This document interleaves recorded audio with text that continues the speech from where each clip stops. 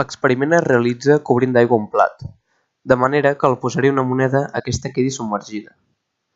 Tot seguit es posa una espelma al costat de la moneda i s'encén.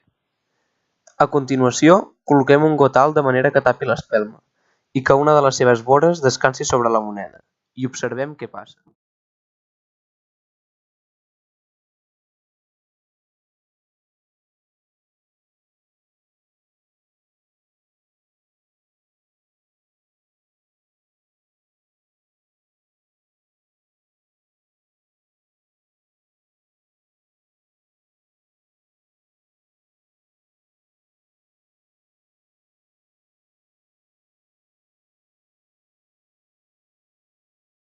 Al tapar l'espelma amb el got, l'oxigen es comença a consumir i, en conseqüència, la pressió disminueix.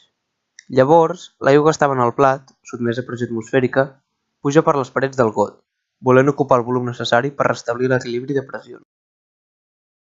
Finalment, podem agafar la moneda amb els dits sense mullar-nos, cosa que semblava impossible a l'inici de l'experiment.